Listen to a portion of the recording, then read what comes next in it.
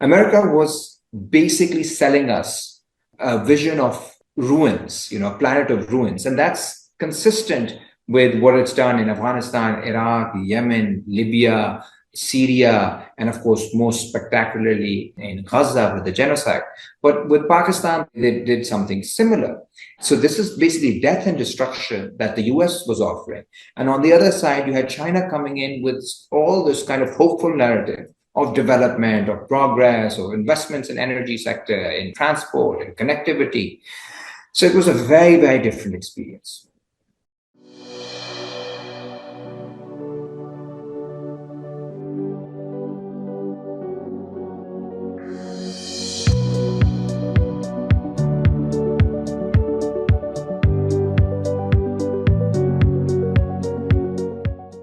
Hello, and welcome to Global Majority for Peace. I'm Ileana Chan, and every week on this podcast, we discuss with special guests from across the world our mission of building a global movement to promote peace and challenge the US-led war drive against China, Russia, and countries in the global south. We will be posting the first 30 minutes here on YouTube and the full episode on Patreon for members to watch in full, but it is free. We have been accused of being capitalist for doing this, but it's actually just free. We're just trying to diversify the platforms just in case anything happens to this channel. So please become a member of Patreon. And if you do want to donate, just know that any donations go to really just to recoup our losses. No one's really making any money from this. So feel free to, to donate and know that it's not a capitalist project. Although, communism isn't about losing money, which is good because we're actually very pleased that we might even be talking about some communist, socialist ideas later in this podcast, because we have on Global Majority for Peace, Ammar Ali Jan, a Pakistani political activist and academic. He is a founder and general secretary of HKP, People's Rights Party, and also a member of Progressive International. Welcome, Ammar. Great to be here. Thank you for inviting me. Thank you for coming on and joining us. So we like to begin each interview on a personal note. Could we start with you telling us about the origin of your politicization? If you can think of a particular incident that has led you to your worldview, that's always amazing, but most people can't. Yeah, no, that's a great question, and it's been so long now. But I grew up in a family that had a memory of politics because my father and actually both my parents were anti-dictatorship, democracy activists in the 1980s when we had a US-backed military dictator called General Zia-ul-Haq. He was the closest we've had to General Pinochet because he overthrew a left-wing prime minister, Zulfikar Ali Bhutto, who was a socialist, and then hanged him in 1979. And this was the guy who was the architect of the Afghan jihad, that counter-revolution against the socialist government in Afghanistan, which was fueled by US and Saudi dollars, which eventually led to the formation of the Taliban and Al-Qaeda and all these nice folks who eventually ended up attacking the very West that funded them. But 90s is when I was growing up, and this was a time when there was depoliticization in society. So even my father would not talk much about politics because he felt his dreams had been betrayed. Most of the social democratic parties basically jumped the boat and eventually joined neoliberal politics. And all those aspirations of the 80s were repressed. And what brought politics back to Pakistan in a big way, I feel, was 9/11. And that is when a lot of young people were forced to think about politics because Pakistan became the frontline state in the US-led war in Afghanistan. Of course, everybody had strong opinions for or against the US, for or against even bin Laden. He was both popular and hated at that time, a polarizing figure. And then we saw how that war tore apart Pakistan. I remember bomb blasts in my city, Lahore, which is the very center of Pakistan. In the Khyber Pakhtunkhwa and Balochistan provinces, there were military operations that displaced hundreds of people. There were drone strikes that George Bush started, and then Obama, the liberal champion of human rights, escalated them. And these drone strikes were killing school children. These drone strikes were killing mourners at funerals or people who were attending weddings. So all of this was the background in which we started thinking about politics. This was very much about empire, extremism, war, violence. That was shaping our thinking. And then I started studying in the US. And I was very moved by two things. One was the immigrants' rights movement in 2006, 2007, where I saw young people stand with immigrants, a lot of people who were American citizens, protect us, defend us against Islamophobia. And I didn't know what socialism really was, but I would be intrigued. Why do these people talk about Muslims' rights when they're not Muslims, or Mexicans' rights, or immigrants' rights when they're not Mexican? And it didn't make sense to me initially. And, one comrade who's now a comrade said, well, we're socialists. I was like, what does that mean? Well, that means we stand for humanity, we stand for human dignity, for equality, for justice. And I was like, well, that sounds like a very good idea. Maybe I want to be a socialist too. And that's how it all began. And then I got involved in the anti-war movement. Back then, there was the Iraq War. And now, of course, we're in an era of endless wars and genocide. So that's how my politicization began. And I came back to Pakistan. I was active in some farmers' movement, these peasants who were resisting their evictions from their lands by the military. This was, again, pressure from Gulf countries back then who wanted to use those lands for corporate farming. And I saw what big corporate capital does to people, how it destroys their livelihoods. And eventually, once I finished my PhD and I moved to Pakistan, I was teaching and I was raising these issues publicly. And that's when I was removed from teaching in 2018. I was banned, and later a sedition case was launched against me, which carries a life sentence. And I'm still facing that here in Pakistan. So that kind of, in a way, meant that politics is not something you can ignore when politics chooses you. And that's when we moved towards the People's Rights Party, the Haqooq-e-Khalq Party, HKP. And it really stemmed out of these different social movements that were trying to fight back, including students, including trade unions, including farmers. And we still think it's very much a transitionary phase in our efforts to build or rebuild a large left-wing socialist political force in the country. Wow, that's an amazing, I'd say life story, background. Thank you so much for sharing that with me. Now, you are the first guest that we've had on Global Majority for Peace to talk about Pakistan. So I'd love for you to situate for us the position of Pakistan in the shifting geopolitical landscape.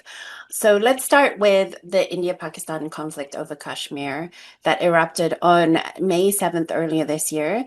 The initiating trigger was said to be the terror attack in Pahalgam, carried out by Kashmiri militants in late April, in which 26 tourists were killed. India accused Pakistan of being behind these attacks, which then led to a 4-day military conflict until a ceasefire was announced on May 10th.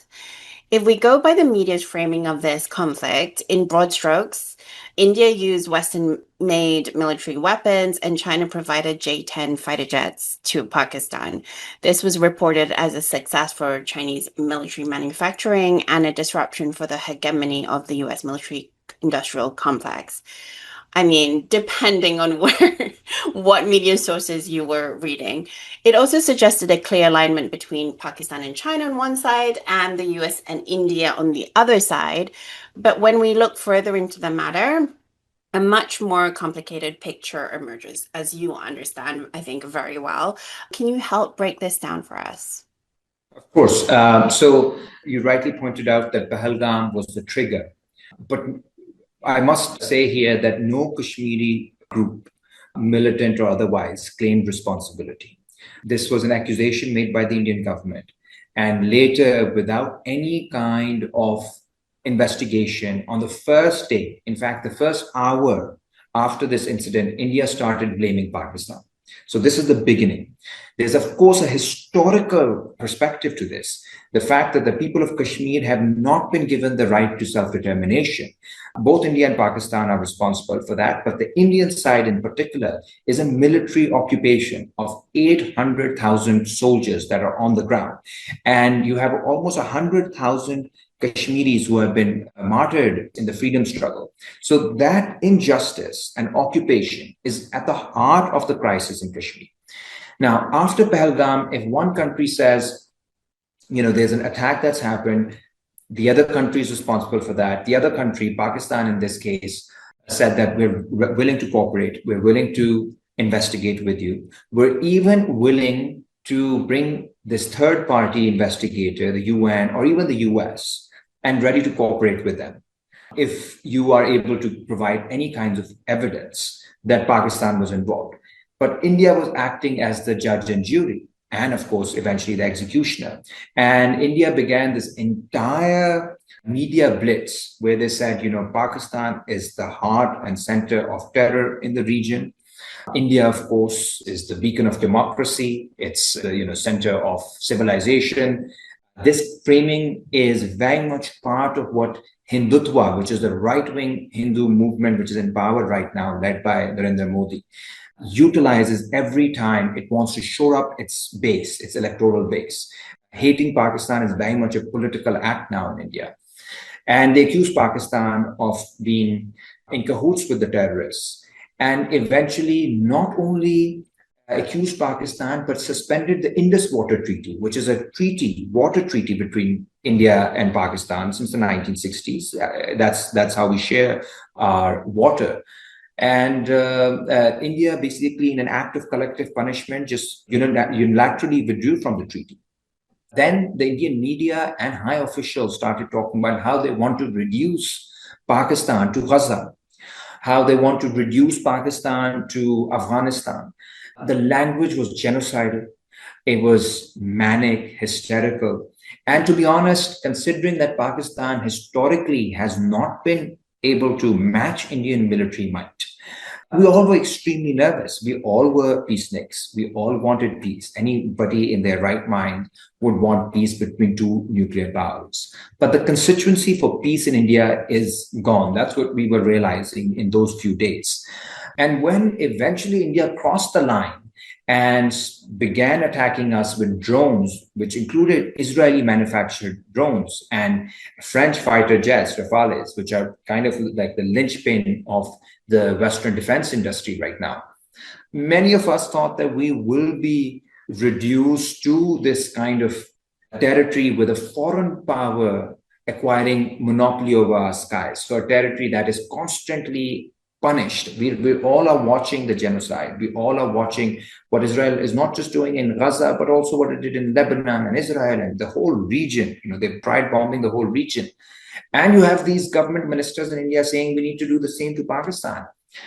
And we, to the surprise of not only Pakistanis, but to the surprise of the world, I think, Pakistan, which had Chinese J-10 and J-15 fighter jets, flew them, fought with the Indians, and eventually, now the world knows, we downed about 5 French fighter jets that were being flown by the Indian Air Force. So the Pakistan Air Force was able to actually inflict a historic defeat. India initially refused to acknowledge those jets that it had lost, but the shares of the Chinese defense industry just skyrocketed, because the world knew that this is a world historical moment in some ways. I mean, war is, of course, a terrible thing.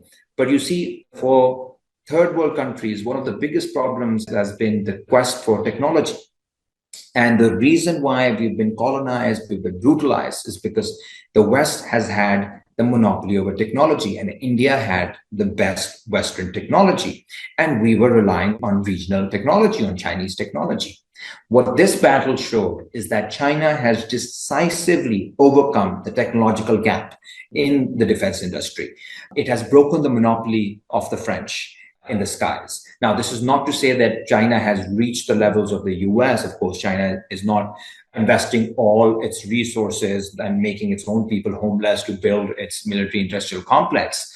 However, it does show that now there is very real competition, and you cannot disregard the East anymore when it comes to military, which would be a situation, an unprecedented situation in the past 300 years. That, I think, is the historic significance of this battle. And within 3 days, India and Pakistan both agreed to ceasefire. I tell you, India was not in the mood for a ceasefire in 3 days. They wanted to go on and on. And right now, the Indian Prime Minister is being grilled in the parliament by the opposition, saying, why did you start this if you wanted to finish it in 3 days? What have you achieved? You've not killed one terrorist. You've not destroyed one base. You've not destroyed any of the capacities of Pakistan. And now you're also being accused of submitting to Trump's whims. When he said you do a ceasefire, you accepted it. So it's a shock to India. It's a shock to the Western defense industry. But I think it's a net gain for the Chinese defense industry. It does, of course, create problems for Pakistan internally.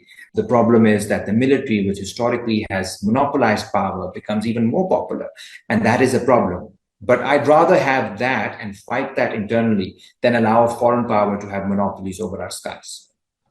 Absolutely. That's really interesting. But why do you think Trump supposedly brokered this peace treaty? And why did India agree?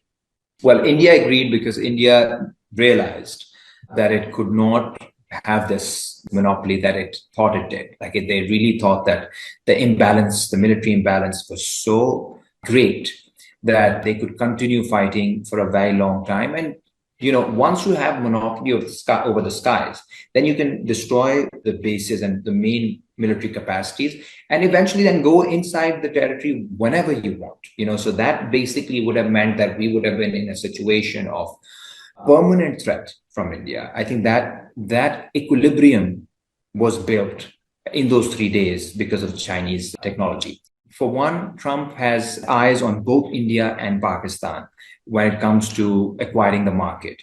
Pakistan is in a very interesting situation right now because historically we've been a proxy of the US.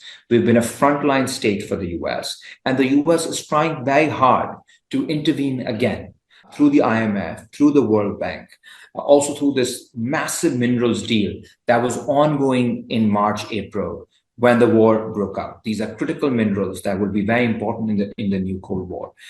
So Trump has a stake in Pakistan. He has a stake in India. And his ideal situation would be that both these governments, even if they hate each other, they remain within the ambit of the Western sphere and do not move towards China. I mean, India has no chance of moving towards China immediately, although they are in BRICS. But Pakistan is vacillating, and that's a problem. Oh, that's interesting. Okay, just to expand a little bit more on this. So, in the 50s, as you mentioned, Pakistan was a frontline state for the US-led anti-communist Cold War. And many viewed Imran Khan's rise as a signal of a shift towards greater sovereignty through deeper ties with China and a rhetoric of non-alignment. Following his ousting in 2022, he has since been sentenced to 14 years in prison, events widely seen as orchestrated by US-aligned factions. Now, as you were saying, Pakistan's in a very changeable position right now. Can you break down the political shifts from that period? I mean, we could be here for 10 hours if you did the whole history. Yeah, I'll have my coffee. And but sort of like from that shift, whether you agree with that analysis and what the current position of sovereignty and anti-imperialism is in Pakistan today. Yeah, no, so let's start with the past. 1950s is a decisive moment for Pakistan when Pakistan decides, and there are tensions within the Pakistan movement and the military. There's even a coup attempt by leftist officers, similar to what happened in Egypt and elsewhere, where leftist officers overthrew the government, and all of that fails. Eventually, the ruling elites feel that the only way they can fight the leftist threat is by being firmly anchored in the Western camp. And that's pretty much what happens when we sign the Sito-Cento Pacts, these two defense pacts that were signed in 1953 and 54, which put Pakistan firmly in the defense sphere of the West. And this is the height of the Cold War. Stalin is still alive. Asia, there's the Korean War happening. Things are heating up in Vietnam, in China, elsewhere. So Pakistan has chosen a side in the 50s. And over time, Pakistan remains in the Western camp in the 60s. There's a break in the 70s with Zulfikar Bhutto, who moves partly towards China, and I'll come to China, Pakistan in a second, partly towards China, partly towards the Muslim world. He organizes the Islamic Summit Conference in 1974, where he takes a very bold position for the Palestinians and against Israel and criticizes the US. His government, as I said, was overthrown in 1977 and he was hanged in 1979. And then Pakistan has been, once again, a frontline state since the 80s. Now, two things complicate this narrative. The first is that despite being a frontline state for the US, Pakistan developed very good relations with China early on. This is early 1960s. Now, this is an interesting time period when the Sino-Soviet split is happening. So China is moving away from the Soviet Union. Pakistan's main problem was with the Soviet Union because Pakistan felt that the Soviet Union was supporting elements in Pakistan that were separatists, that wanted the dismemberment of Pakistan. This was the official Soviet communist line. When the Sino-Soviet split happened and it became clear that China would have no interest in breaking up any countries, there was this softness towards China. Another incident happened, which is the India-China war that happened around the same time. So 62. India was very firmly in the Soviet camp. And in this fight, China chose Pakistan or Pakistan chose China because the Indian threat was the primary kind of psychological and ideological problem for the Pakistani state. So here you have a country that is breaking from the Soviet Union. It's breaking from India. So why not be friends with that country? The only problem was the US. So Pakistan was still a friend with the US. And Pakistan was able to maneuver this relationship between the US and China. By the late 60s, Pakistan mastered it. How? Pakistan actually facilitated the beginning of relations between China and the US. So Henry Kissinger was famously flown from Pakistan to China on a secret mission before Nixon went to Beijing. So Pakistan was the mediator between the two countries. And that has been Pakistan's role for the last 50, 55 years. It's more so firmly in the Western camp, but it also has very good relations with China. The other thing that complicates this narrative is that Pakistan has had difficult relations with the US since the war on terror. So this tension is not new. This tension has been there since the drone strikes began, which was not something that most people in the military hierarchy or in the political setup agreed to. And Pakistan was, if you remember, increasingly accused of playing a double game, of taking money from the US to support the war on terror against the Taliban, while also protecting the Taliban. The most famous incident, of course, is the raid to kill Osama bin Laden. The whole war on terror was fought to catch Osama bin Laden and kill him. And the country that was a frontline state is where he was basically kind of in like government protection. So this tension was very much at the heart of the US-Pakistan relations because Pakistan, despite being very close to the US, the Pakistani leadership had lost confidence in the US since the Afghan Jihad, because after supporting terror groups in Pakistan in the 1980s against Afghanistan, the US just abandoned Pakistan, forgot about Pakistan. And in the 90s, we had to deal with rising extremism. So there was that kind of grudge, if you will, that existed. On the other hand, China was about to launch the BRI, and Pakistan became a central conduit for that. And we'll discuss that in greater detail. So at the same time, while we were with the US and NATO, and we were the conduit for NATO supplies to Afghanistan, we also became the conduit for Chinese goods and BRI and CPEC, the China-Pakistan Economic Corridor. So we'll discuss that more in a bit. Now, to bring that to the political figures that you mentioned, including Imran Khan. So in Pakistan, the foreign policy is very much dictated by what we call the establishment, which basically is a euphemism for the military. The military is the one that has dealt with foreign powers over the past 70 years, particularly since the Sito Cento Pacts. And that's the dominant element. And the tensions between Pakistan and the US that predated Khan's rise were basically tensions between the military and Pentagon, the Pakistani military and the Pentagon. And if you look at any kind of political leader, even before him, they would kind of toe the line that the military would take. So, for example, the CPEC, this BRI, arrived under the predecessor of Imran Khan, Nawaz Sharif. He was the one who went to Beijing and was supporting CPEC. There was an Iran-Pakistan gas pipeline, which the party prior to that, the People's Party was bringing from Tehran, actually during the reign of Ahmadinejad, who came to Pakistan. So these alternatives were being explored. All of these prime ministers, presidents were eventually overthrown. Now, my position in that is they were not overthrown because of foreign policy issues primarily. They were overthrown because of internal political intrigues. Zulfikar Ali Bhutto, that's the closest you can come to some kind of foreign conspiracy. But even there, it was primarily an internal issue where the military kind of colluded with the counter-revolutionaries to overthrow him. Then Nawaz Sharif the former prime minister, has been overthrown twice and arrested by the military. Actually, he was in prison when Imran Khan won the election. So he wasn't even allowed to campaign against Imran Khan. And then Imran Khan had a falling out with the military in 2021-22 over the appointment of the next head of the ISI and the chief of army staff. So basically, he had a falling out, which became very public. It was end of 2021. Before that, the relations were excellent between the two. The 2018 elections were widely believed to be rigged in his favor.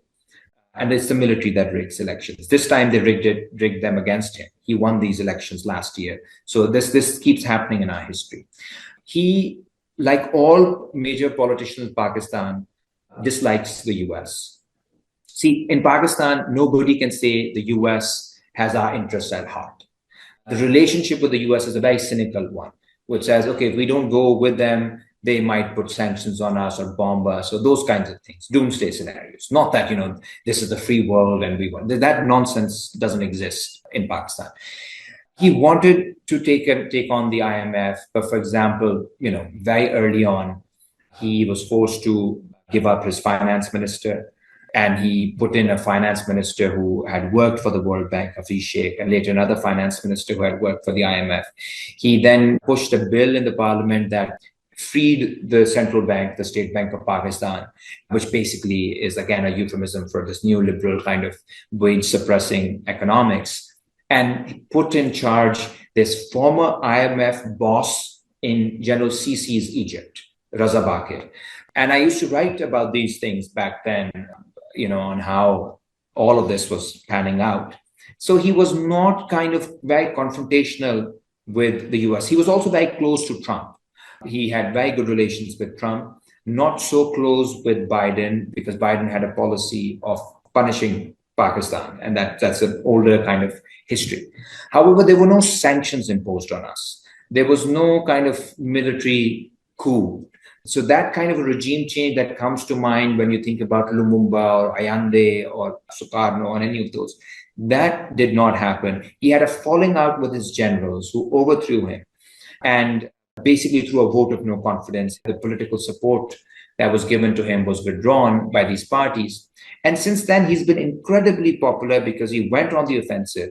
He's taken back internally, I don't know if the global left is following that, but internally he's taken back the narrative that America is the primary enemy, because right now many of his party members are lobbying in Washington to get him freed. So there's that side of Khan, but he remains a very popular figure, not because of the US or anti-US sentiment, which is of course there, but because there's a huge resentment against the military for stealing the mandate again and again, for rigging elections again and again, for jailing prime ministers again and again. And I think if there were any free and fair elections in Pakistan, 4 years ago, he would have lost them. Right now, he will get a supermajority, and that is why they're not holding free and fair elections. Interesting. Okay, so just a quick question before we go on to the next question. So this assertion that the Pakistan military is more aligned with the US, in your opinion, is not valid? Not anymore. No. See, Pakistan is, in that sense, a split personality. 80% of our defense equipment is now coming from China. 80%. We are split in the sense that our financial dependence is still on the IMF. Our military dependence is on China. Now, this is not a conscious effort on the part of our leaders that we want to be close to China. It's just a practical thing. India is attacking us. We don't have weapons. America doesn't trust us. We don't trust them. China is like, hello, friend, here are the toys. Go and fight. So, so it's a practical, pragmatic kind of a move to be with China. But financially, we cannot even formulate our budget without IMF officials sitting through it, approving this much budget for education, this much for health, cut this, increase this tax, decrease that tax, privatize this, nationalize, like everything is to the details. It's gross, it's sickening the way the IMF deals with Pakistan. It's one of those basket cases of, Argentina, Pakistan, a few other countries are like that, where we're in this debt trap. So that is the reason why we don't have sovereign development. You cannot be sovereign just on the basis of your military. You also need an economic sovereign policy. You need a foreign policy that's sovereign. You need a social policy that's sovereign. And none of that is true for Pakistan, unfortunately. Thank you for watching the first part of our interview. Please head over to patreon.com/Empire Watch to watch the full episode. The podcast is also available as an audio on Spotify and Amazon Music every Saturday.